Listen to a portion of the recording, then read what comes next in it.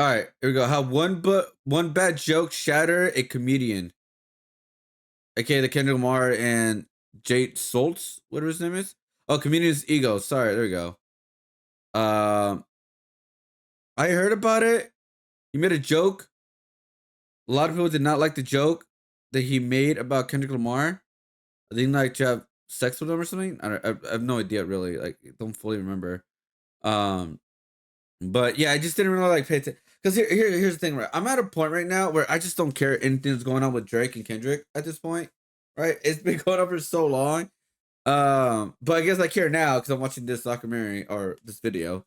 And let's see. Kendrick Lamar delivered one line on his recent album that sent comedian Andrew Schultz on an all-out crusade to expose Kendrick for being a hypocritical liar that panders to social justice warriors for money and status. However, the more Andrew attempted to attack Kendrick, he just dug himself a deeper hole that he is struggling to climb out of. It all started in July of 2024 when Andrew hosted the UK podcast duo Shits and Gigs, whose real names are James and Fuhad. The pair are known to share their unfiltered opinions on sex, friendship, and relationships. And although those were large talking points throughout this pod, Andrew kept obnoxiously forcing race into his questions or topics. Are there black people in the UK that are just black people? I don't know anyone who's ever known a god. Facts. Ever. No idea. But that's like, you're asking the wrong guys. Like, that's the whitest shit. Do they have black ones? Black people love the front like they don't love America, and the second they leave, they be complaining about wherever the f they go. A topic called the Black Girlfriend Effect was brought up and sparked a much larger discussion online, and even Kendrick Lamar chimed in. What is the Black Girlfriend Effect? This Oh, you don't know about just glow up the other culture. Yeah, so you'll see a guy who's had a black girlfriend, all of a sudden he's got buzz cut, like clean shape up. I like that. They shave their hair because they start losing it. Because they're so stressed being around this black girl complaining about shit all the time. That's why they gotta shave their hair. Nah, bro. White guys with black girlfriends, they grow a beard because there's more cushion when they get slapped the f out of. That's hilarious. I think the Black Girlfriend Effect. It might be a protective instinct, bro. You think? Protective. Yeah. Do you guys have you ever had black girlfriends? Yeah. Have you ever had white girls? Yeah. Oh wow. Okay. What's your favorite?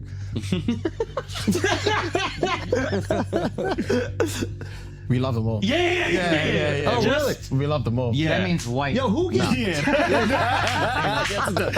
That means white. Hey, let me get you know translation. Kendrick fans, get him! It's very clear that James and Fuhad's description of the Black Girlfriend Effect was to discuss white guys going through a positive transformation due to them settling down with a black woman. But they didn't make this up out of thin air. There was a trend recently on TikTok where white guys showed their transformations, such as elevating their fashion sense, growing out their facial hair, working out, or investing in self-care in general as a result of dating a black woman. It was a wholesome trend meant to highlight black women, inspiring their partners to be better versions of themselves. And in an attempt to be funny, Andrew decided to take the low road of leaning into tired old stereotypes of black women being mean, angry, and physically aggressive towards their partners.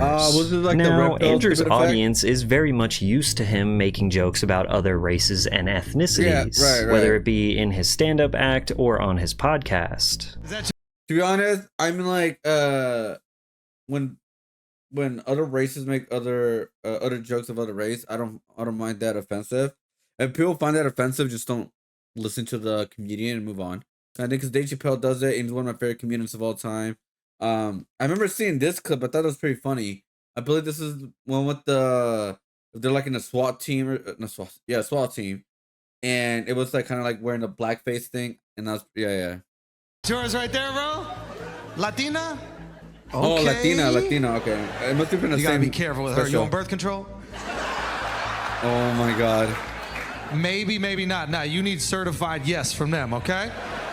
Don't with that pull-out method with Latinas. You come on a Latin girl's stomach, her belly button just opens up and takes that shit in, dog. Like fucking hungry hippos in there, dog. You gotta come on her back. That's why they call them wetbacks. That was a good ad. That's a Mexican right there. Only a Mexican could whistle like a bluebird. You know oil money, and you're in the Middle East? Israeli?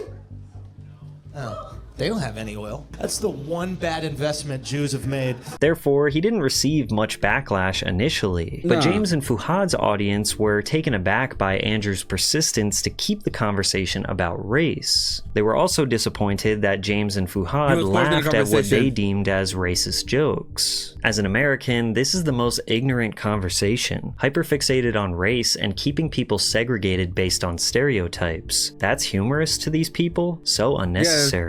They let this guy run too many black jokes. As a black man from the UK, I'm disappointed, I can't lie. Now, it's important to understand that James and Fuhad are known to be relatively non-controversial. They also have a large female fan base. So to see the two laughing at Andrew, a white guy who's making a joke at the expense of black women, rubbed their audience the wrong way. No one's going after Andrew Schultz because his whole shtick is edgy, offensive comedy. He's trying to be inflammatory. You can't shame a guy who has no shame about what he does in the first place. The fact S&G didn't see this coming a mile off is entirely on them. While James and Fuhad felt the heat from their fans online, they decided to apologize for not checking or reprimanding Andrew for his insensitive jokes.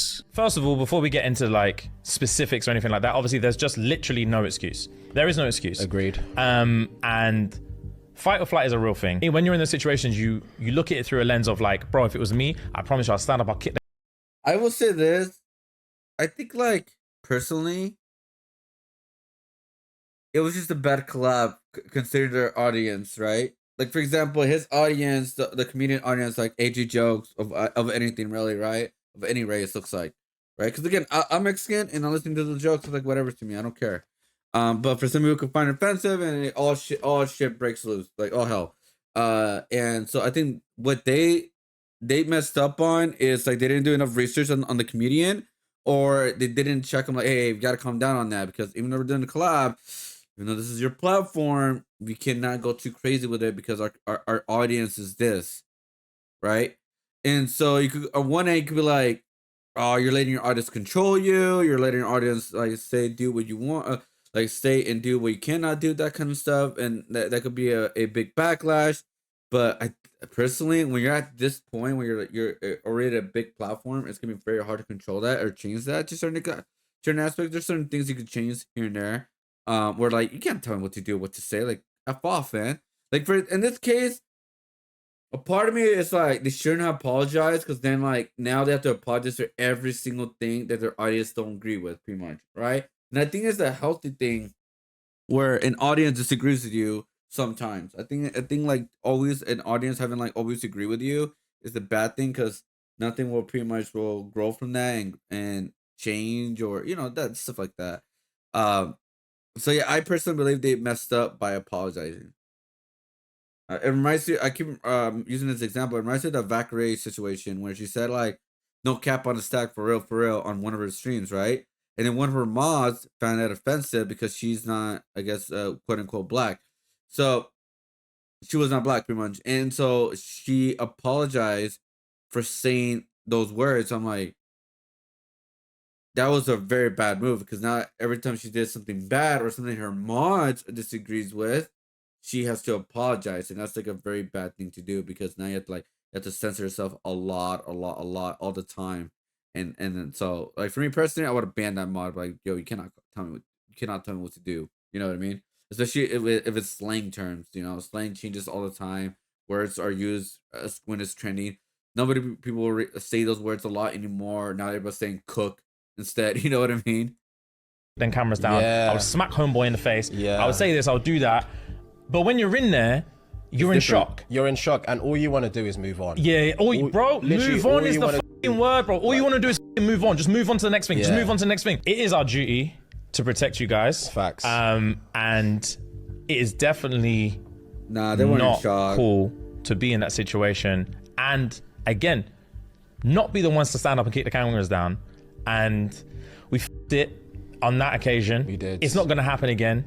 And it's about being human. It's about realizing that you don't know what you're prepared for. You don't know how to prepare for something you don't know that you don't know what's yeah. going to happen. Yeah. And once it's happened one time, you're like, all right. You learn from your mistakes, and that's literally That's literally you learn from your mistakes. Yeah, man. Because they were laughing, like, but we're they sorry. seemed like and nervous definitely laughing. don't I think they're bullshitting. Some of their fans felt that the apology was genuine. Sure, they laughed at the joke, but Andrew should be the one to blame as he is the one who actually made the joke. Others felt that the apology was insincere and that they still didn't properly acknowledge how hurtful these jokes are to black women. As black women, we get beat down by every demographic, everybody's beaten on black women. Behaviors like the ones that these two have expressed and the ones that we all have experienced in our lives, they are hurtful.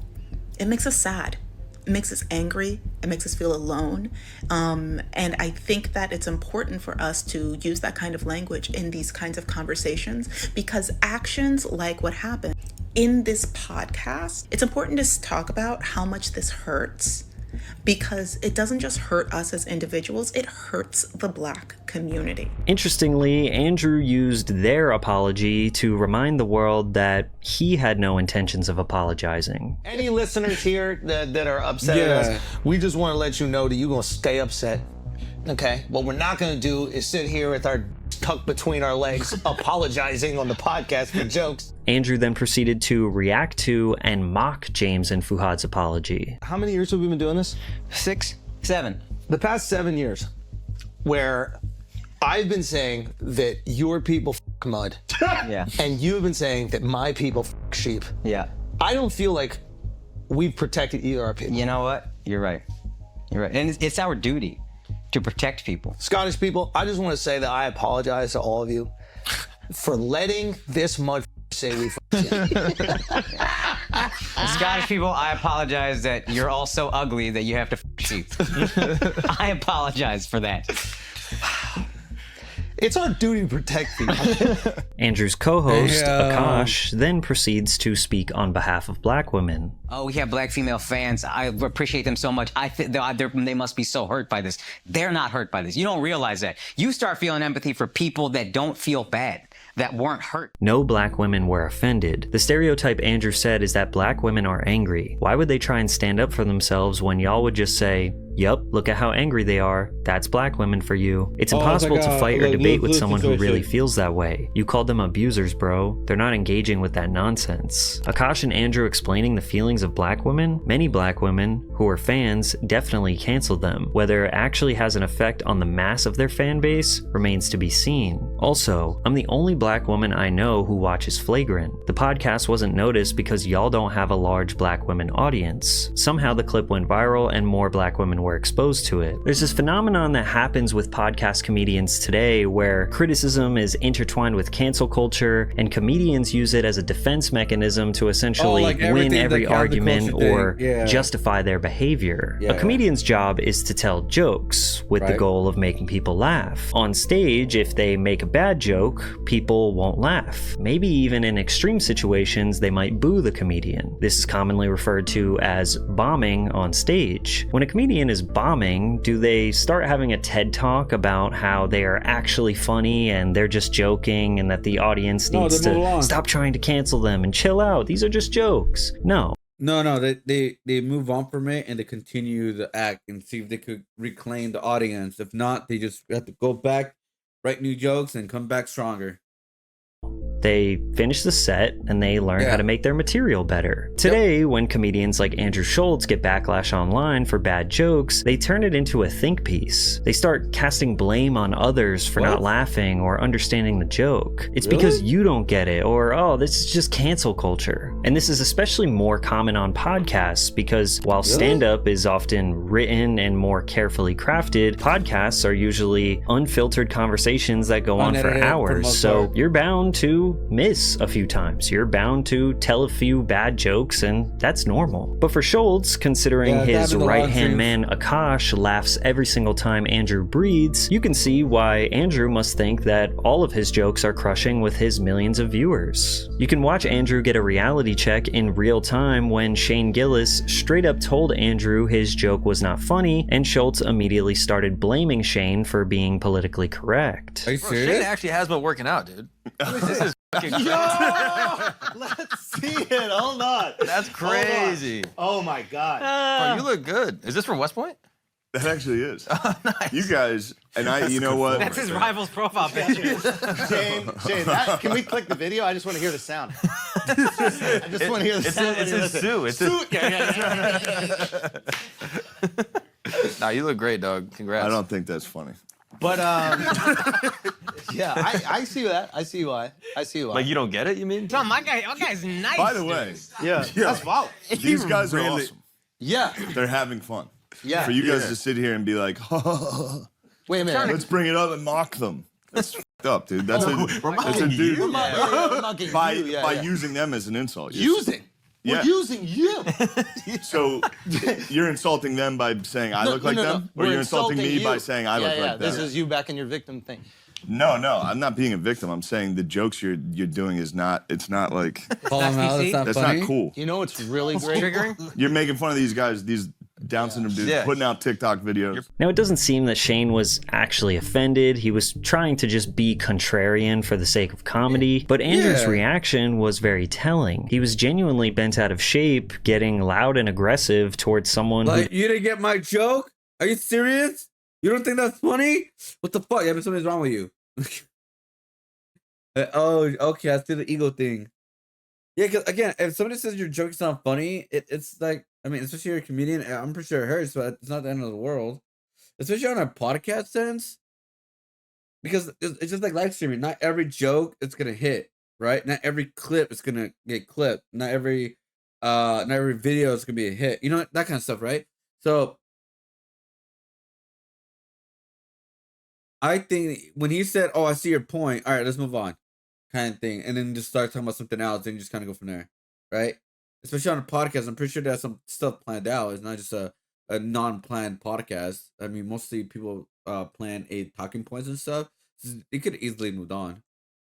Didn't just mindlessly laugh at one of his jokes. This is exactly how Andrew would react when Kendrick Lamar addressed his feelings towards Andrew's jokes about black women in the song Waxed Out Murals on his new album GNX. Kendrick rapped, "Don't let no white comedian talk about no black woman, that's law." This single line, composed of just 12 words, absolutely derailed Andrew Schultz. He established war on Kendrick Lamar. Andrew starts off his response by essentially calling Kendrick and all other rappers hypocrites. Rappers are telling comedians, because that's the only thing I heard about him doing the whole like the sex joke or whatever.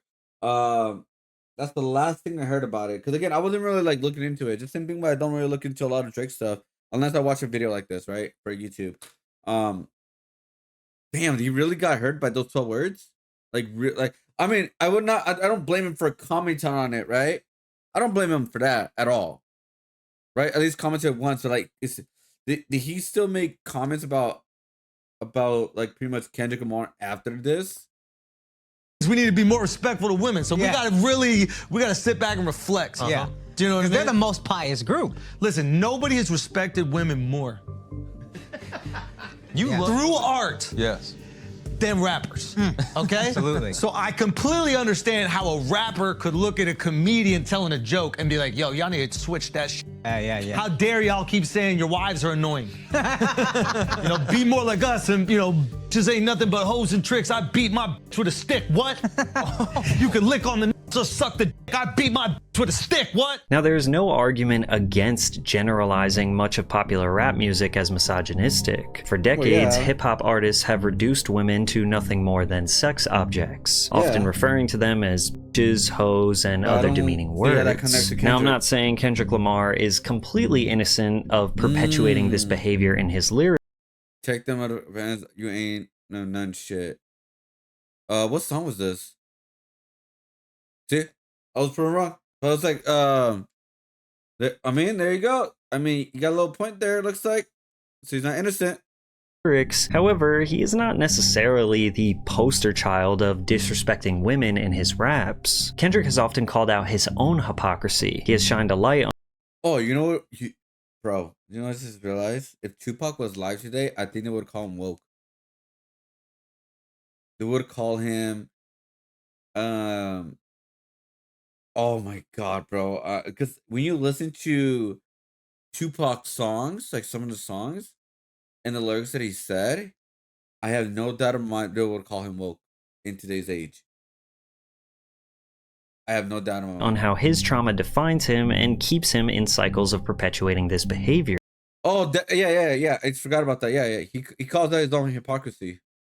I believe even Lupe Fiasco did a song called "Bad Bitch," and he called himself his hypocrisy of the music that he did early on, and be like, yo, that's because I heard it from this song, so I continued the cycle of calling someone a bad bitch, right? And it went a whole song where like a bad bitch could be good, a bad bitch could be bad, it's all over the place. But I think it's a very good song when you like listen to like everything like with all the perspectives and stuff, and how like yeah I used to say it, but I don't really say it for the sake of this or sake of that, or I'm not trying to do that anymore. I'm not that person anymore, right? I'm not because when you think about it, a lot of people, especially when listening to hip hop, were pretty much like got influence of the lyrics that people said, right?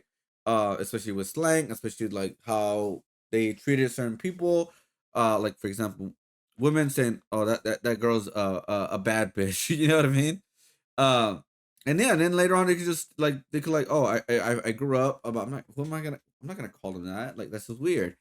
Uh, so I think I could still like him calling himself his own hypocrisy, and I think that's perfectly fine. I think that you should do that when you feel like, yeah, I'm not doing that anymore.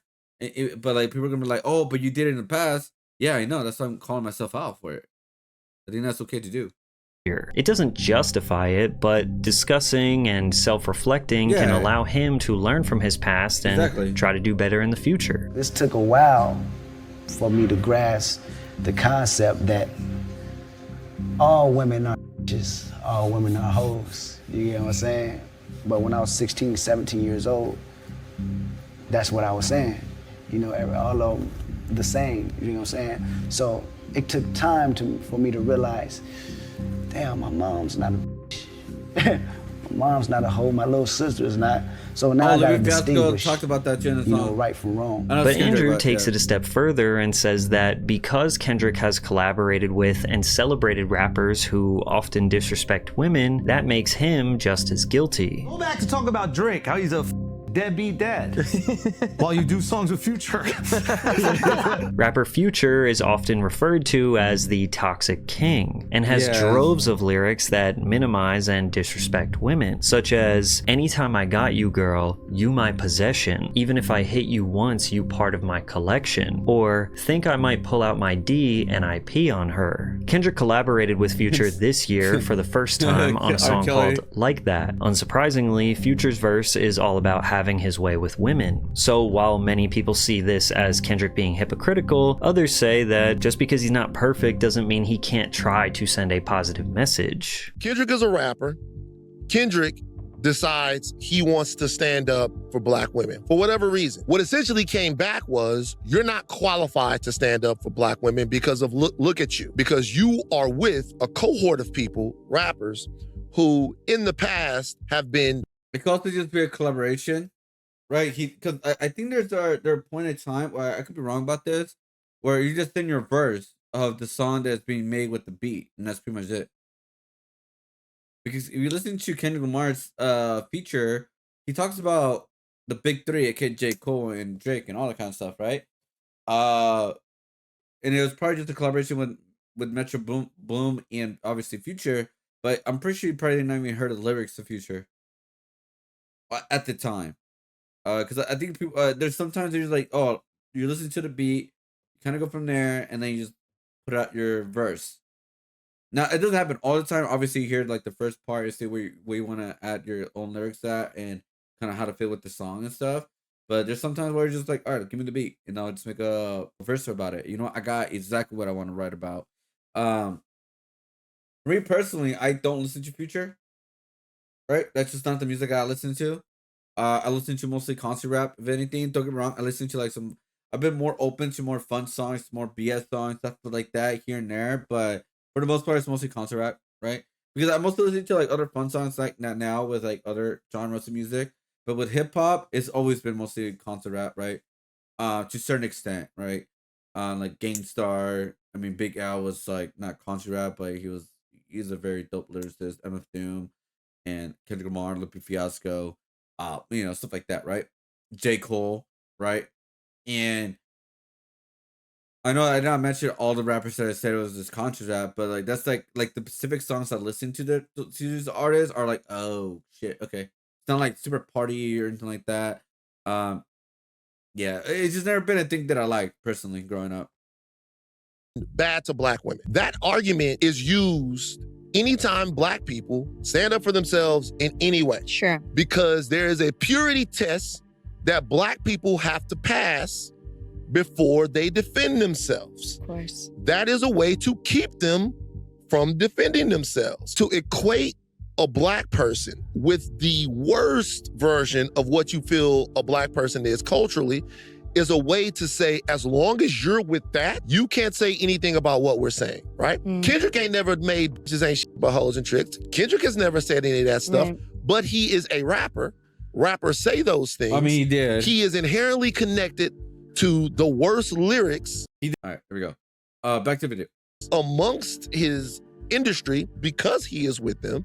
So he's not good enough to want to defend black women. That trick bag, whether or not Andrew knows it or not, he knows, has been used decade after decade after decade on black people. Schultz also falsely claimed that Kendrick threatened to remove his music from Spotify in 2018 when a hateful content and conduct policy was enforced that removed R. Kelly, XXXTentacion, and others from Spotify editorial playlists. Are you saying that Kendrick Lamar put it on wax that he is protecting black women from white comedians' jokes, but not the kidnapping, molestation, and of R. Kelly? And actually, in reality, he would take his own music off Spotify to protect R. Kelly? Yeah. Someone who's kidnapped, a sexual molested, predator? Yeah.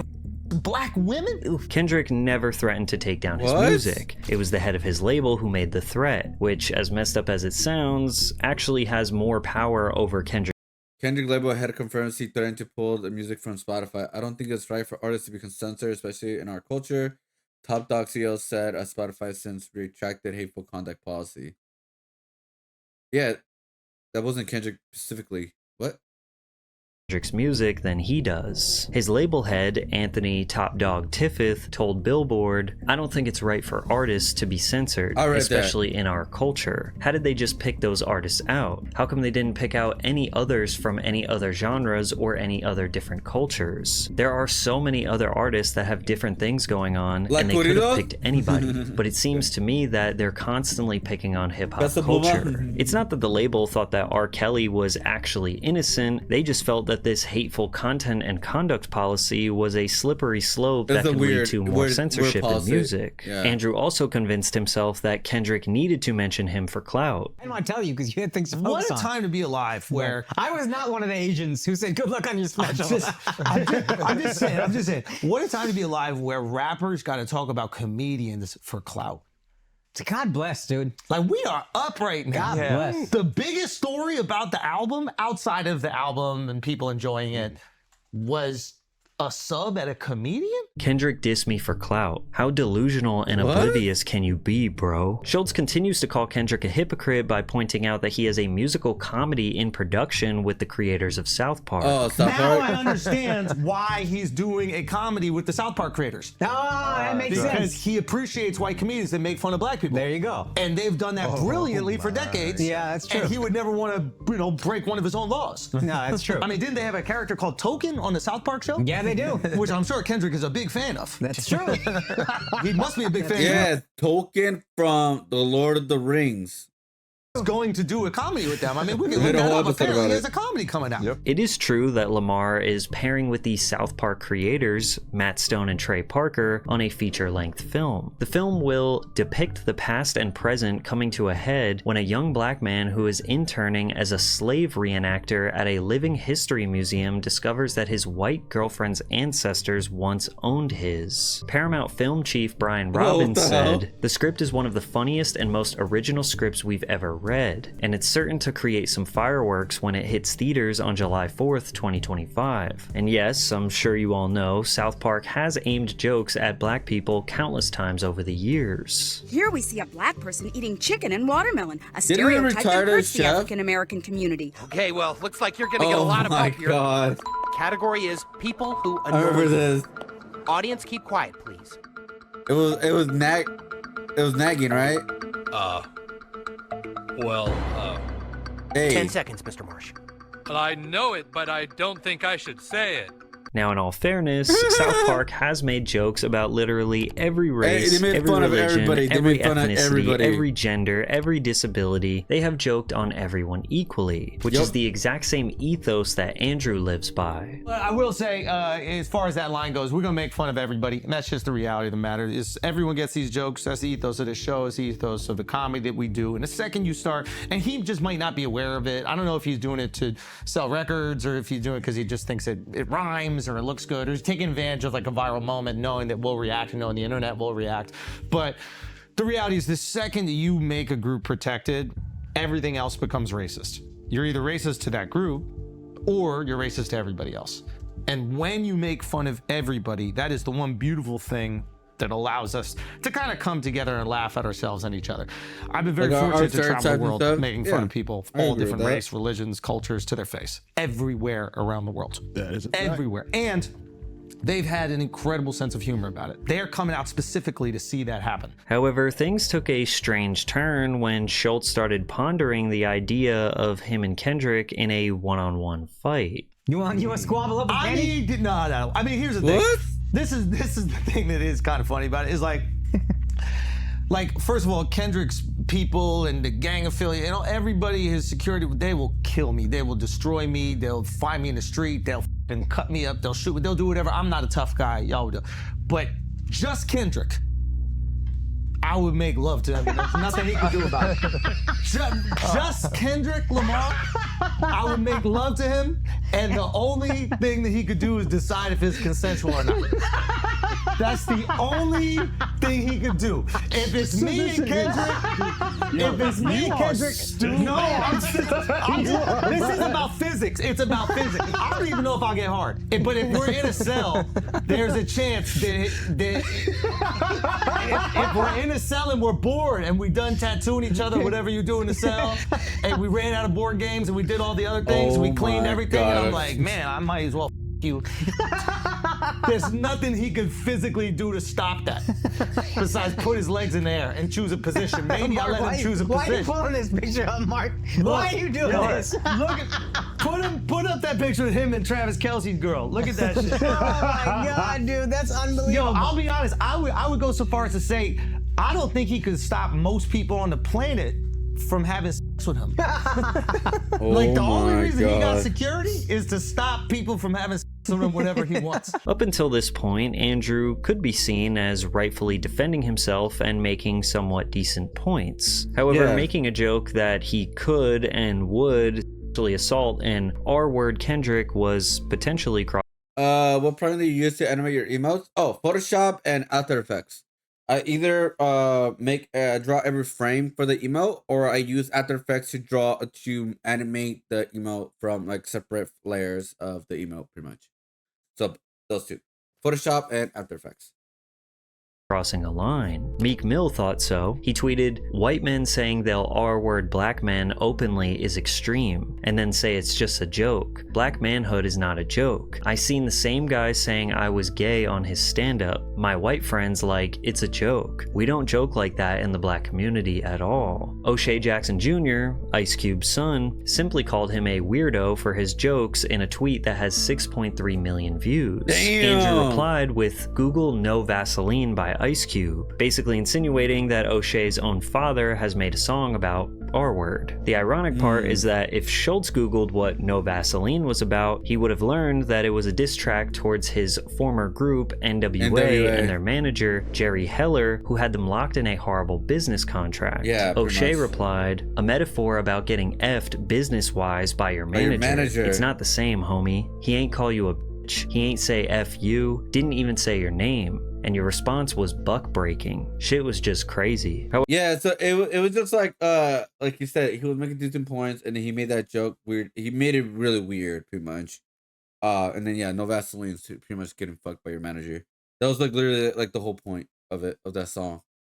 Because that's the reason why Ice Cube left, because he was getting he got a deal, and he saw the deal, it was a fucked up deal. So he was like, hell no, I'm out. And then ended up dissing him, and all the whole thing shebang happened. So that's like, yeah, that's different, man.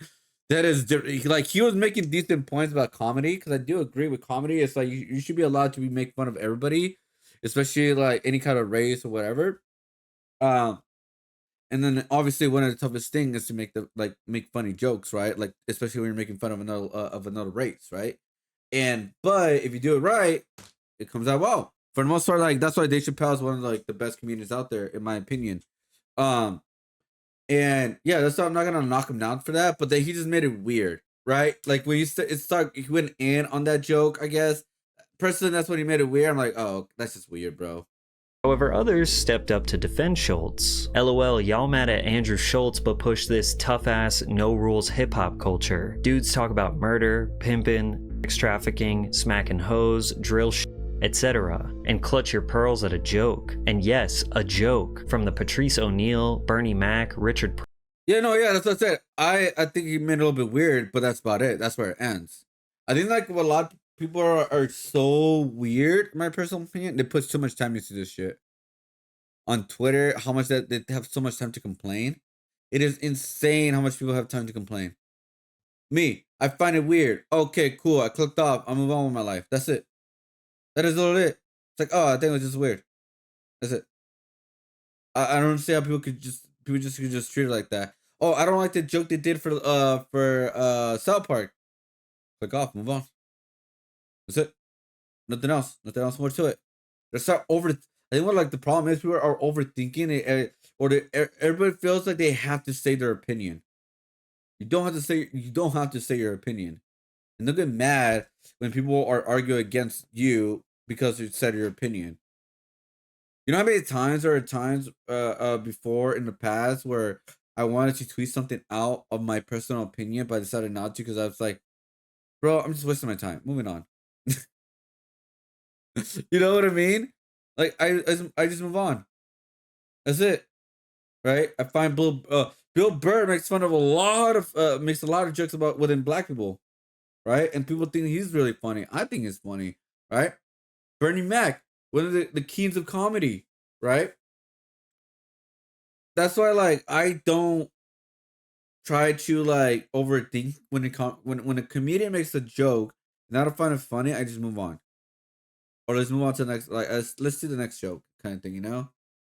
Prior Bill Burr type of comedy eras. The culture calls Drake not like us and drags him for days because he dared to take legal action against his predominantly white label for allegedly using payola to sabotage his career and contract negotiations. The culture then turns around and calls for the cancellation of a white comedian who made a joke and pointed out Kendrick's hypocrisy. Despite the internet raining down... People so freaking dumb, in my opinion, because everybody's putting things out there like this is Kendrick Lamar's thoughts.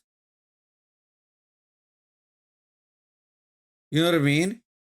Like, Kendrick Lamar said a line on his album, right? Of the comedian, and that's it.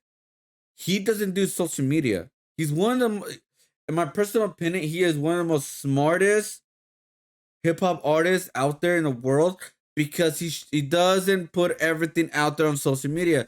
The biggest reason why Drake got clowned on so hard online is because he puts almost a lot of things on social media. Like, he won't shut the fuck up.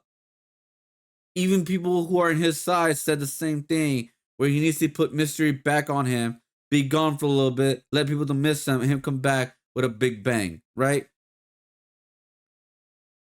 That's why he got clowned on hard. He doesn't shut up online. Kendrick Lamar, he says his opinion, and that's it, right? On the album, and then he moves on. He doesn't do social media like that. He doesn't like write social media like, oh, Andrew Schultz said she's gonna do this to me, or etc. He doesn't say any opinion out there like that. You may, when he does an interview, probably talk about Dan. He doesn't really do interviews at all either. He hasn't done an interview about the Drake beef at all.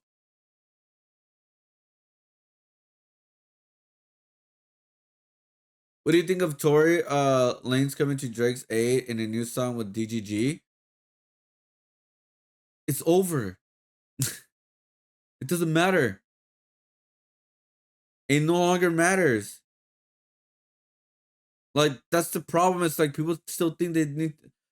I don't understand why they still need to defend Drake. He lost. There's no defending. He lost. Move on. He lost to Pusha T and now he lost to Kendrick Lamar. That's it. And guess what? A lot of people are on rap beats. Their careers don't end. Right?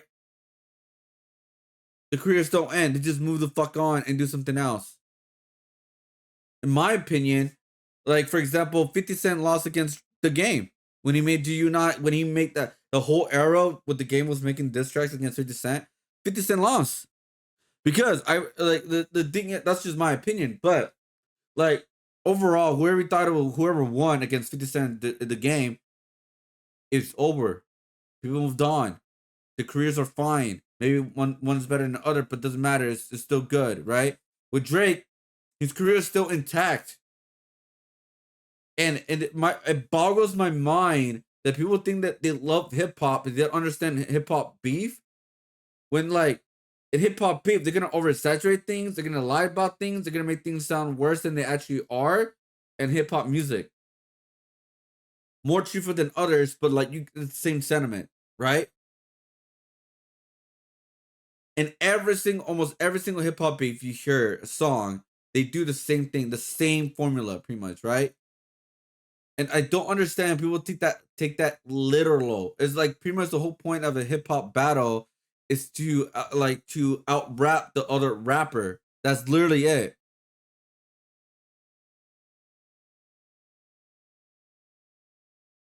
You know what I mean? That's it. And so people just take that way too literally at this point and like social media. It's so weird. It's the weirdest shit ever for me. Like, do you guys know hip hop? Do you guys know hip hop beef? Do you know how that works? Do you know how a hip hop diss track goes? Like, I don't know. It's really weird to me. Anyways, so I said I wish would do me like he did Drizzy, lightweight calling out industry and Kendrick. Here's the thing. If people want to really think about it, like very like a really deep thought to this, the whole Kendrick and stuff and the lawsuit. If it's proven fact, again, it's not proven fact yet. If it's proven fact that Drake is mad that the label that did things to mess with the numbers to make Kendrick look better, but if it turns out they did the same thing for him to push out Drake's music to make him look better, and so he's just mad because they're not using it against with him, they use it against him this time. That's hypocritical, and that's a pussy bitch right there, pretty much. Now we don't know if it's true or not, right? We don't know what's true or not. And also, here's the funny part. Again, it's possible, but here's the funny part. The Kendrick Lamar actually went to the labels. Hey guys, push my song out, promote my music. Let's destroy Drake. Has that come out? Is that actual fact that those things came out? Or is just people making up things right now? That's the problem. People need to just wait and see instead of making accusations. The Kendrick Lamar literally went to the label and be like, hey guys, put my song out. Hey Spotify, put my song in every category. Or, so should Kendrick Lamar be blamed what other people do without him telling them to do? You know what I mean? They did that? Well, shit, I didn't tell them that. I just put the song out. I literally dropped it on YouTube for the most part. That's where the people listened to the song first, was YouTube. You know, like what is going on? Like, I don't get it. I don't get it. Down on Andrew, he refused to back down or apologize. He believed he was right, and he suggested the reason why he kept the beef alive was because he was receiving death threats from internet trolls. Death threats to them, death threats to me. And I was getting death. Of course, death threats to me. Death threats to me, death threats to my family, telling they're gonna kill my daughter, posting on my daughter's picture. We still haven't posted in that. We haven't talked. I don't talk about it for 2 weeks, right? I go, okay, you saying death threats to all of us? You gonna talk shit about my daughter? Okay, it's up. I'm a your man,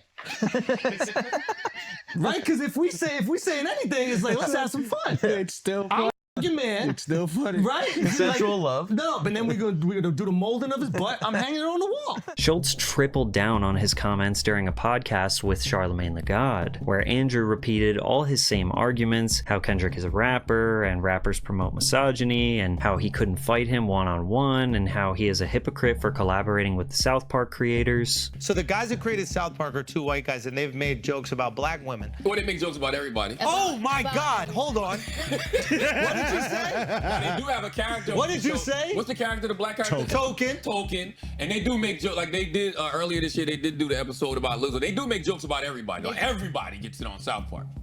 And see, that's You what's know who you're talking to? Now, I don't really know what's going on. Well, if I don't know. Everybody gets these jokes. Okay, that I know. Everybody. Mustard gets it. Mayo gets it. Okay? Duck sauce gets it. Okay? Curry gets it. Curry gets it. Oh, you talking about the season? Yeah. I didn't know you were talking about Steph or Indians. I'm talking about Indians. That's Indians. We're doing it for each group of people. Everybody get these jokes. That's the rule. Taylor, what's the line? But Kendrick got specific laws. says never Kendrick got to let- protect women from comedians as long as he's got an album coming out. I'm just looking for. Listen, Kendrick's got to stand up for you ladies. The last verse. As long as he could profit from it. He got to stand up for you ladies. Andrew even tried to take it as far as suggesting that he didn't know the angry black woman stereotype existed. And I could see what people say you might have been reinforcing the stereotype of Yes, black women. black women being angry. Yes. But the joke was First the of all, black men. I didn't even know that was a stereotype. Black men. Andrew. I just thought you were angry. I didn't know it was like a Yo. whole black woman thing. I just thought it was a you to me thing. Fans were disappointed.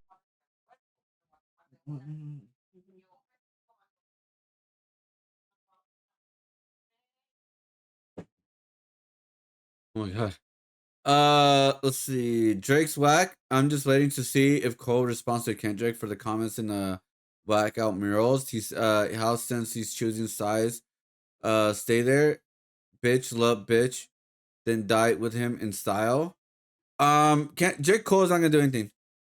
J. Cole's not gonna respond to anything. He's done with like proving, trying to be the top rapper, anything like that. He's just doing it himself. He chooses peace over bullshit internet beef for him.